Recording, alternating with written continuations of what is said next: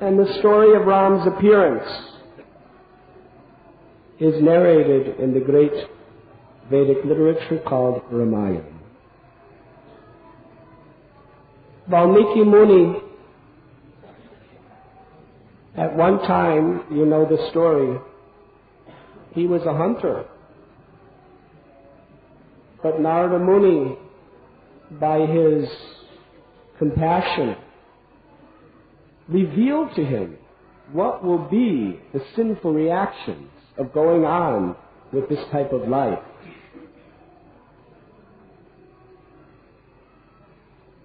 So hearing Narada Muni speaking and believing him, because he was such an honest and compassionate devotee, he asked, please tell me how I can be purified of my sins and how I can become a devotee of the Lord.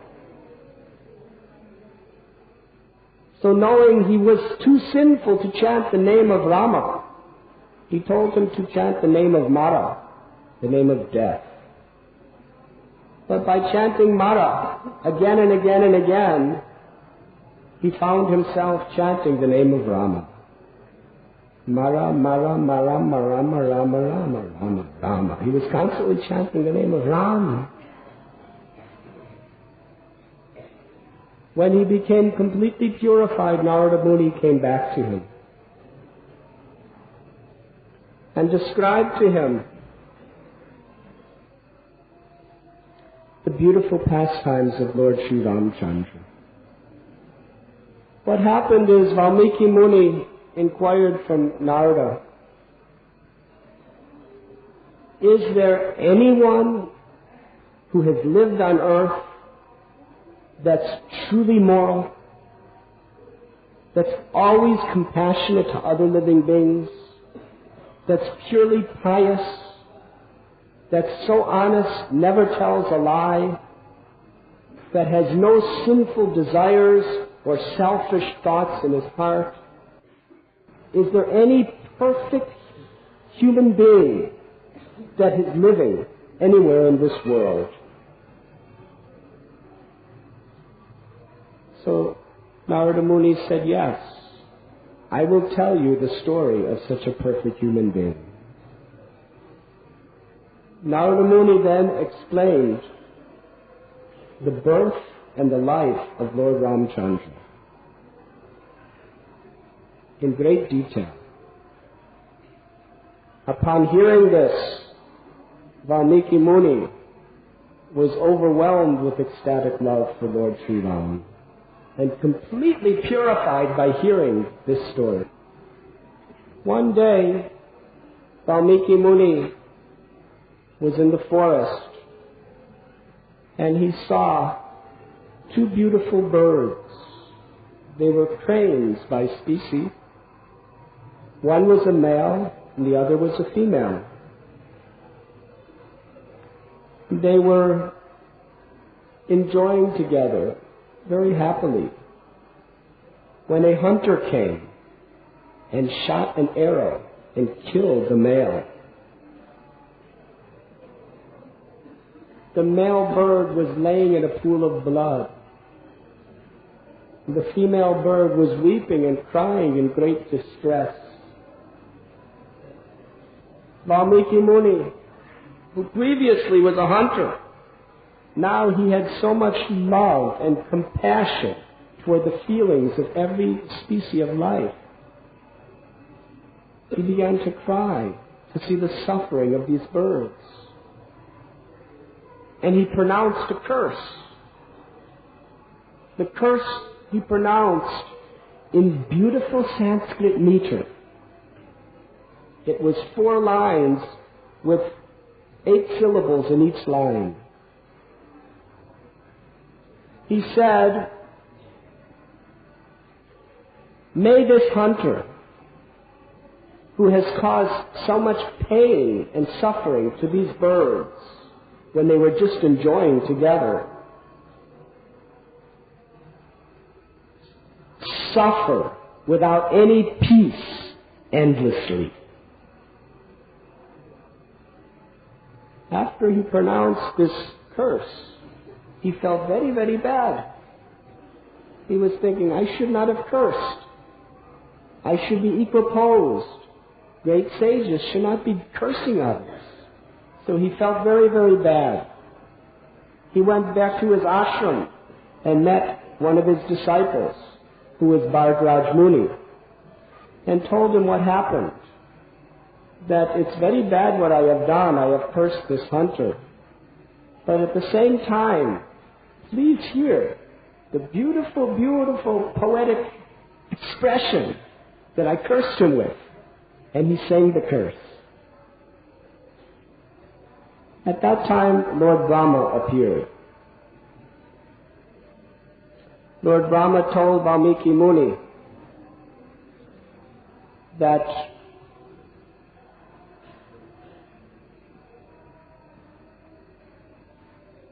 you should compose Ramayana, the beautiful life story of Sri Ramchandra. And you should pass it down to your disciples for the purification and joy of the whole world for all time to come. Valmiki Muni asked, how will I be able to do such a great, great service? Lord Brahma told him that you should sit down in meditation and pray to Lord Sri Ramchandra, and he will reveal every minute detail of his pastimes. And then you should compose it in exactly the same type of poetry as you cursed the hunter. Valmiki Muni sat down in prayer to his Guru Maharaj Narada Muni, his Param Guru, Lord Brahma, and at the lotus feet of Sri Ram. And by the mercy of Sri Narada Muni, he was able to see the pastimes of Lord Ramchandra being enacted within his heart. He saw every detail. He was right there, day and night, watching Ram's Leela. He was hearing all the discussions and conversations of everybody around in Lord Ramchandra's divine pastimes. And he perfectly memorized everything he had seen. But then he was thinking, I must speak this great treasure house of transcendental knowledge to someone. But who is qualified to realize it and remember it? This Ramayana that he had memorized in his heart was 24,000 slokas that he had composed. In that every sloka is in that same type of verse that Brahma told him.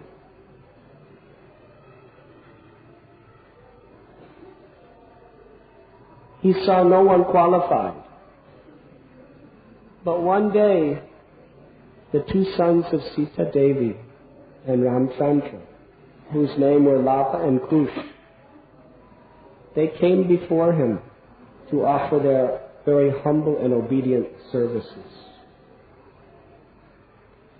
Valmiki Muni concluded that these two disciples, being the sons of Lord Ram himself, full of all virtues, so absolutely pure in heart, they never forget anything they hear, and they have full realization of whatever I speak to them.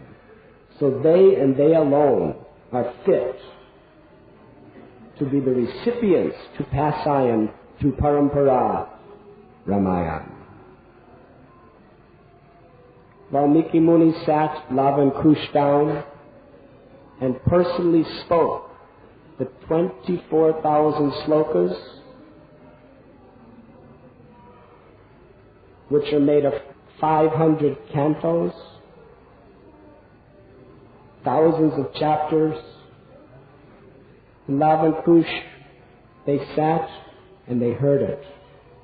Valmiki Muni not only narrated it to them, but went into great detail of teaching them how to properly understand it. And after putting his heart and soul into training them, he sent them out to preach the glories of Ramayana.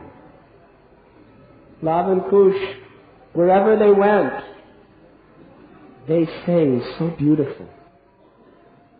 Their voices were more sweet than the veena and the flute. They sang each verse, and the words that came out were like ambrosial nectar. They were the topmost musicians. They were so beautiful to look at. Although they were sages with matted hair and tree bark or deer skins, their bodies had the effulgence and the moonlight beauty of Lord Ram himself. So wherever they went, Lav and Kush utterly captivated the hearts of their audience. They came to Ayodhya.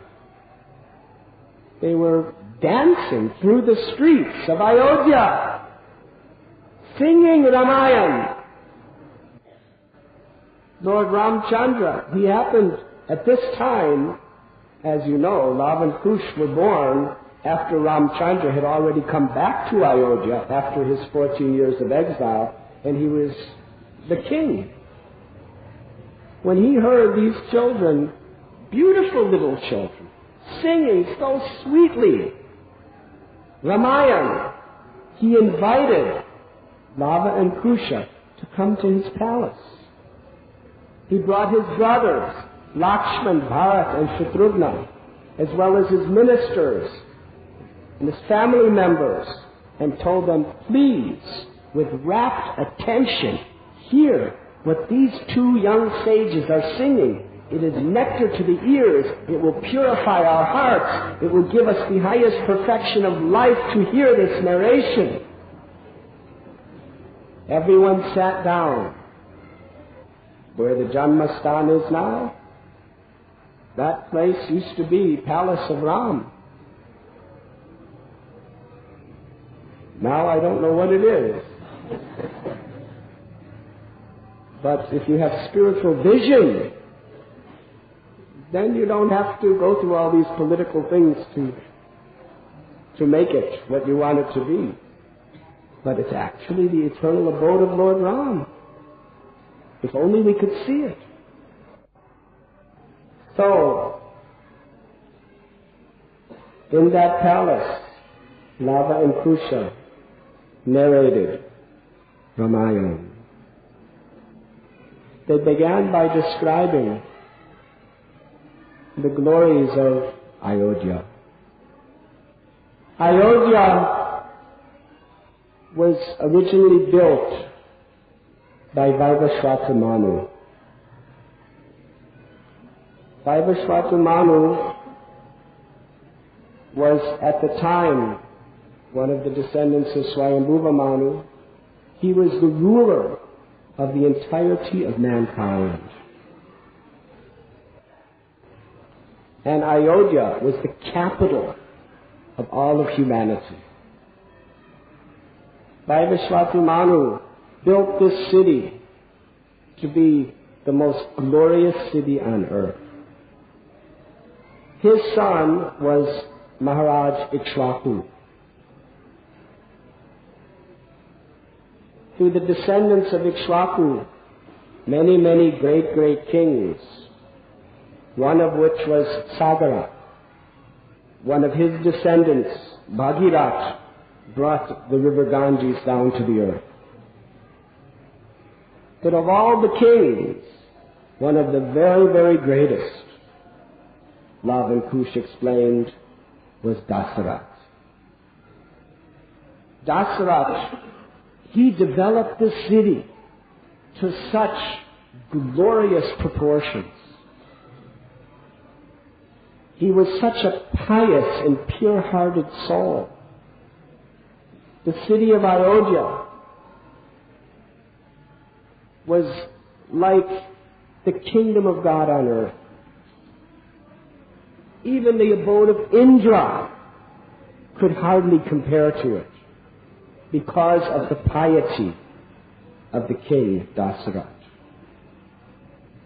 All of the buildings were made of the most precious stones and jewels.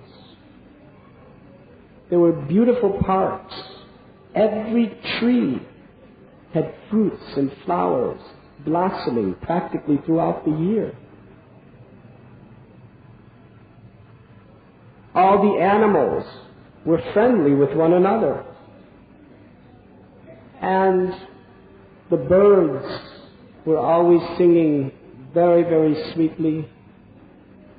The Brahmins were very pure. They never made any mistakes in chanting their mantras. The Vaishyas were all wealthy and prosperous and rich. They were very obedient to the Kshatriyas. The Kshatriyas were always humble and respectful and willing to follow the advice of the Brahmins. And the Sudras were always blissful because they were so nicely being protected by all the other castes. In Ayodhya, no one ever spoke a lie.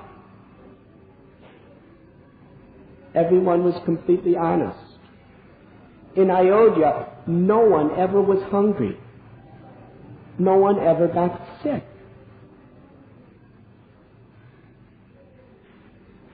There was constantly musicians singing in the streets. There was constantly people dancing in the streets. Every day was a festival in Ayodhya. And Dasarath Maharaj, he treated every citizen like his own child, with such love and concern. And all of Dasarath's ministers, they were humble, they were pure in heart, they were pious, they were honest, they were very expert in all of their responsibilities. And Dasarath had armies and weapons that no power on earth could come to disturb them. There was such happiness, such prosperity, such luxury in this great city of Ayodhya. But yet, Dasarath was feeling aggrieved in his heart. Because although by his loving service to the Lord, he had created such a perfect city, perfect kingdom, he did not have any son to hand it over to. Therefore, there was no one qualified to take this responsibility of king after he were to leave. You see, in the days of Vedic culture, it was the most important responsibility of a king to train up a son to be the king after he retires. And that was his compassion to the citizens and his service to the Lord. Just like today, fathers, when they have some wealth, it's one of the most important responsibilities they have to have a will by which their estate will be properly taken care of. What to speak of a king who was ruling the world on behalf of God? So he felt that all of his activities in the service of his citizens were incomplete and ultimately a failure if he did not have a son. Dasarath Maharaj had 350 maidservants, and of them there were 3 principal queens: Kaushalya, Sumitra, and Kaikeyi. For years and years and years he tried to have children, but he was never successful. except he had one daughter of the name Shanta, but no sons.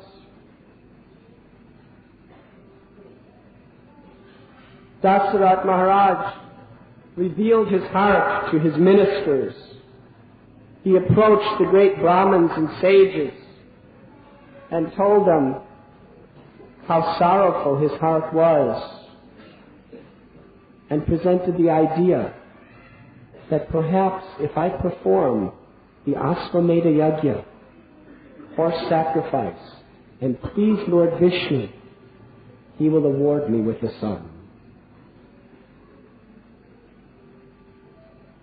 The chief minister of Dasarath was named Sumantra. He was also his dearmost trusted friend. Sumantra explained to Dasarath Maharaj a story that he had heard long ago.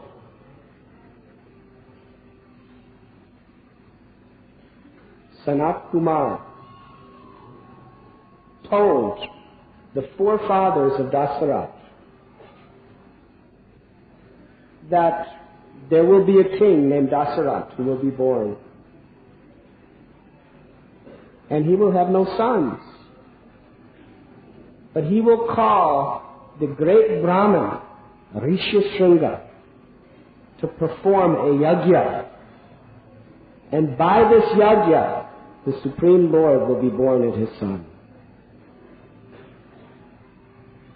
So Dasarath, he immediately contacted his very good friend Romapad Maharaj. The story of the history is this, that Romapad Maharaj, being a very, very dear friend of Dasarath, had no children. So Dasarath Maharaj allowed Romapad Maharaj to take care of his daughter, like an adopted father or adopted daughter. So Shanta, although very, very dearly loved by Dasarath, was raised by Romapad Maharaj. Romapad Maharaj was the king of the province of Anga. Romapad Maharaj committed a very serious mistake. And due to the offense of the king, the entire kingdom had to suffer. This is a very important philosophical principle to understand. It is a serious responsibility to take the position of leadership on any level, spiritually or socially. Because if someone takes the position of a leader, they are responsible to act according to their duties. Srimad Bhagavatam explains, you have no right to be a king, a guru, a teacher, or a mother or father, unless you live and speak in such a way that those who are subordinate to you never have to take birth in this material world again. Whether you succeed or not is beyond your control. A father can be a perfect Krishna conscious father. Maharaj Anga was a pure devotee, but his son was Vena, a dacoit. But still, it is our duty to behave properly and speak properly. And if we do not only ourselves, but everyone around us has to suffer the reaction. So one who is king, if he commits sinful activities, the reaction is shared by the whole kingdom. Now these days, people say that it really doesn't matter whether a king is moral or immoral as long as he's doing his job. You know, in the United States of America, these things are being debated recently. That he's doing a good job, the economy is good, whether he's doing moral or immoral, that's his own private. Externally, that may be somewhat true. But on a higher level, when you take a position, if you do pious work, the whole kingdom flourishes immensely by it, and if you do impious work, the whole kingdom suffers. So due to the offense of Maharaj Romapad, the whole kingdom was suffering terrible drought. This drought was so bad that nothing grew. There was no food. In the kingdom, the city, people were starving. And in the forest, there was nothing to eat for the animals. So what did the animals do? The lions, the tigers, the wolves, the bears, they would just come charging into the city to eat people, because there was nothing else to eat. It was terrifying. And you know, when there's no money and no food, even good people can go bad out of desperation. So Romapad Maharaj, he was wondering what to do. So he was consulting his ministers. He was so repentant to the core of his heart. And they explained that there's a great devotee named Rishi Shringa.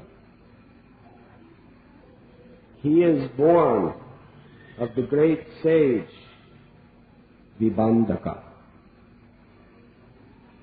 If he comes to this kingdom, due to his purity and piety, it will bring rains,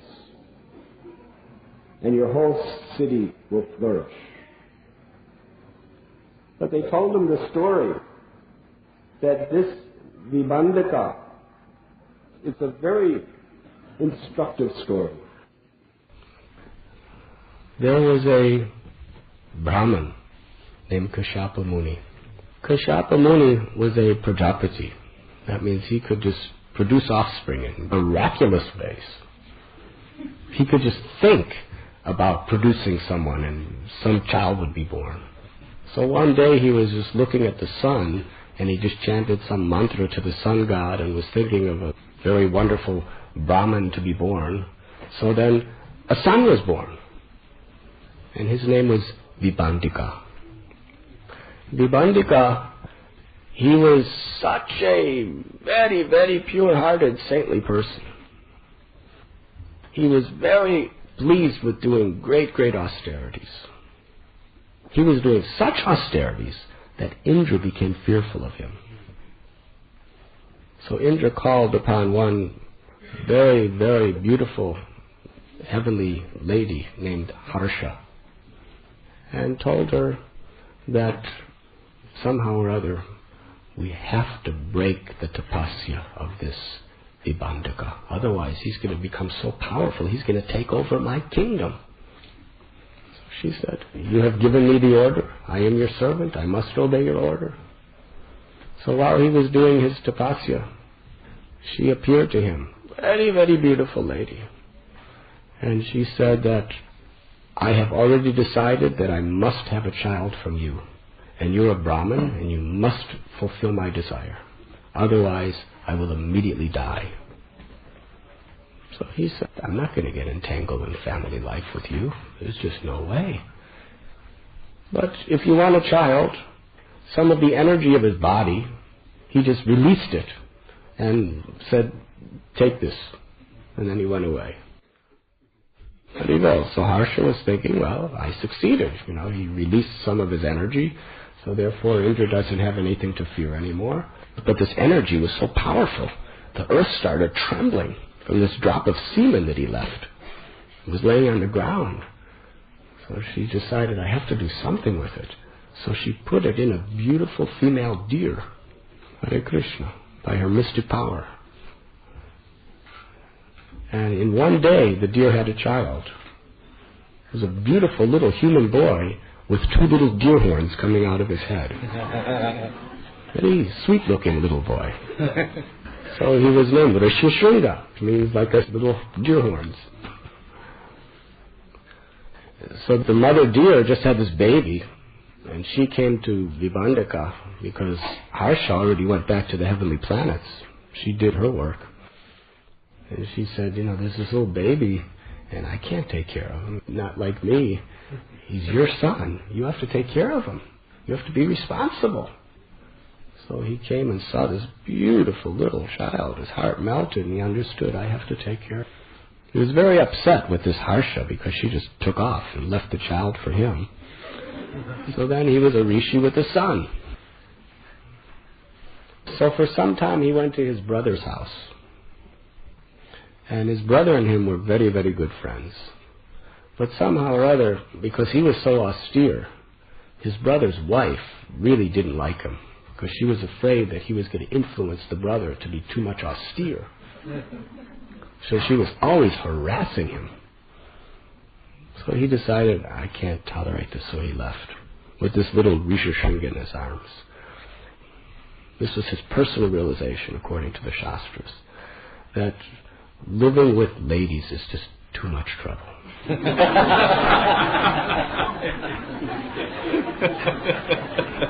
I'm not saying that this is a irrefutable truth. Living with men is also a lot of trouble. But this was his personal realization due to the experiences he went through in life. So every parent wants the best for their children. So he decided, I want to raise this little Rishishringa in such a way that he never sees the face of a female ever in his life. He was very, very committed. So they went into the forest, and he made a hermitage, miles wide. And no female species were allowed in that. Even female animals and insects couldn't get in. This is a true story. What to speak of humans? The only people allowed in were rishis, Brahmins and rishis and saints. So Rishishringa was just taught to serve rishis and do yagyas, because it was Treta Yuga. Treta Yuga yagya was the Yuga Dharma. So he was very much absorbed. And he lived a very peaceful life. He grew up to be a young man. And Vibhandaka was very powerful. It was a very strict brahmachari ashram. Now, Dasarath previously had one daughter. Her name was Shanta. And he had a very, very dear friend who was the king of the Anga dynasty. His name was Romapad Maharaj. Romapad Maharaj really longed to have a daughter. So Dasarath Maharaj, just to please him, he entrusted his daughter to Romapad Maharaj to take care of as she grew up. Now one time Romapad Maharaj was performing a yagya, and he called all these very, very qualified Brahmins. After the yagya, he was giving the Brahmins charity. And he gave one of the chief priests a big bag full of diamonds. As he looked in the bag, he saw one particular diamond was really, really priceless. So he was thinking, this Brahmin, they don't keep the diamonds anyway. They're just going to give them away to somebody else. So why should I give such a priceless diamond to this Brahmin? So he took that little priceless diamond out and put a big diamond in that was not as valuable. He gave the bag to the Brahmin. The Brahmin, by his powers, you stole my diamond. You have offended a Brahmin. Therefore, I will not allow any Brahmins to do any yagyas in your kingdom. So all the Brahmins left his kingdom. And in Treta Yuga, no yagya, no rain. No rain, no food. So there was a drought. Year after year after year in the kingdom of Anga. It was so bad that people were starving. It got so severe that the animals in the forest had no grass to eat, had nothing to eat. The animals were just coming right into the city and just eating the people. They were so hungry. So Maharaj Anga didn't know what to do. Then some very learned ministers and pious people, they told him that unless the most pure-hearted, pious Brahmin puts his feet on the soils of your kingdom, this drought is going to continue. And as far as we understand Rishyashringa, he is pure. So you should get him to come. But there was a problem. He wasn't allowed to leave the ashram. So they made a plan. He got the most beautiful women of his kingdom and told them to disguise themselves as rishis. Hare Krishna. And wait till Vibhandaka was gone, and then just go and visit Rishyashringa and somehow try to get him to come. And they built this beautiful boat, magnificent, opulent boat, in the river. And one Brahmin somewhere got caught in the mouth of an elephant. So he was like in some emergency situation. So Vibhandaka went to help him. And while he was gone, so many people were asking him for favors.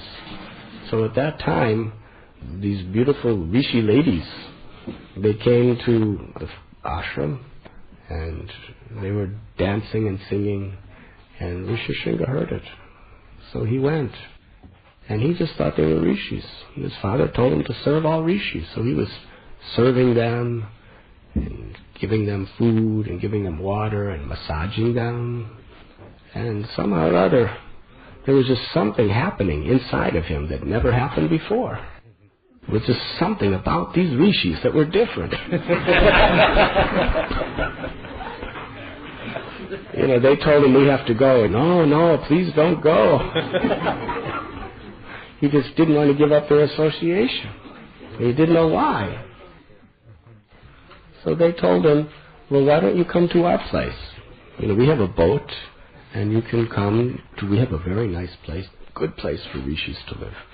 And he said, how can I refuse your offer? So he got in the boat, and the boat went to the kingdom of Anga, and Ramapad Maharaj and all the people were waiting for him, big celebration, and he got off the boat. As soon as he placed his foot on the soil of the kingdom, immediately rain started pouring, crops started growing, fruits started growing from trees, the river started filling up. There was great prosperity. So Rishyashringa was there, and everything was very nice. And Ramapad Maharaj was so happy. But then he was thinking, what's going to happen when Vibhandaka finds out what we did? The father. So he had the idea, if Rishyashringa marries my adopted daughter Shanta, then we will be part of the family of Vibhandaka. So the marriage took place, and Rishyashringa married Shanta, who was actually the sister of the future brother Ram. So since they were very much part of the family, Dasarath Maharaj sent a message to Ramapad Maharaj, please send Rishyashringa to perform this yajna.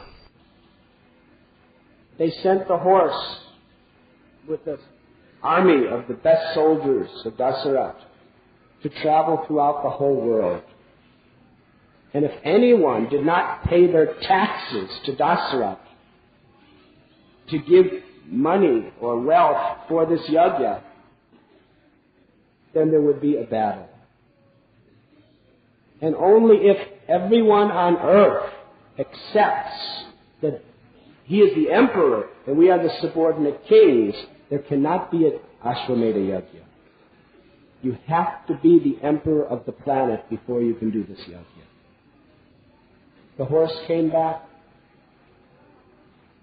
Then all Brahmins, sages, and kings came to attend, including the great king Janak. Vashishta Muni was the head priest of Ayodhya. And he made all the elaborate arrangements for this yajna. They had to build palaces for all the different kings that were going to come to attend the yajna. They had to have opulent foods, all facilities for Brahmins.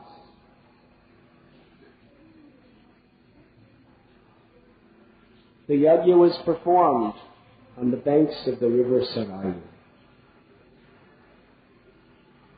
Rishishringa performed his yajna by chanting every mantra with perfect meter and pronunciation, great depth of meditation from his heart.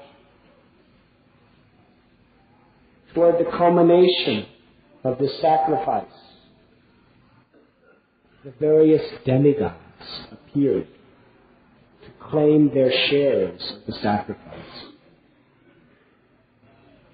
Then Lord Brahma personally appeared